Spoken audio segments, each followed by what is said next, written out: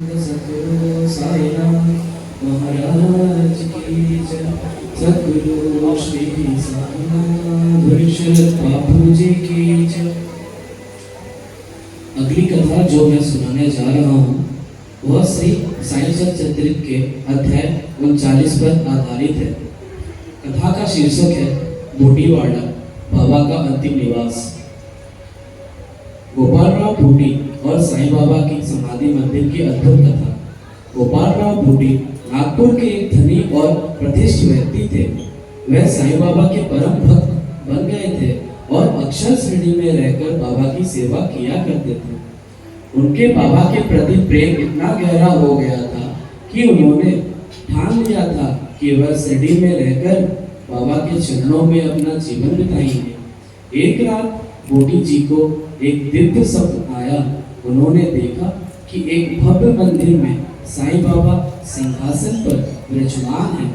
मंदिर के बीचों बीच एक सुंदर संगमरमर का सिंहासन है और बाबा स्वयं उसमें बैठे हुए हैं, मानो कोई राजा हो। वह सुबह उठते ही बूटी जी ने यह सब काकाशाह दीक्षित और श्यामा को बताया। उन्होंने सुझाव दिया कि यह सब बाबा को अवश्य बताना चाहिए।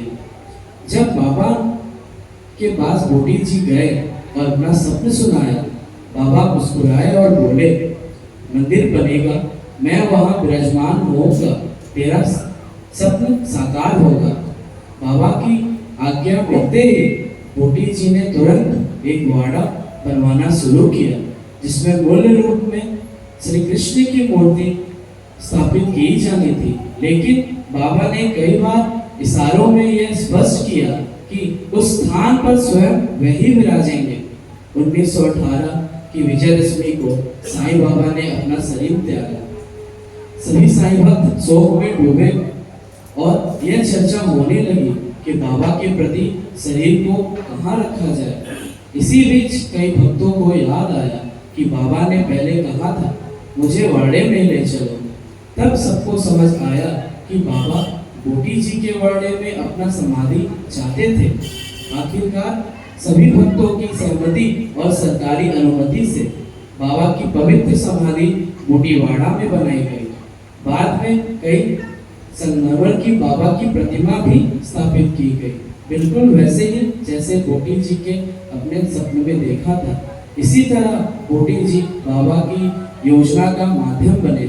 उन्होंने केवल मंदिर नहीं बनाया, बल्कि एक ऐसा पवित्र स्थान बनाया जहां आज भी करोड़ों साईं भक्त दर्शन के लिए आते हैं और उनके आशीर्वाद प्राप्त करते हैं। श्री सतगुरु साईनाथ महाराज की जय। सतगुरु श्री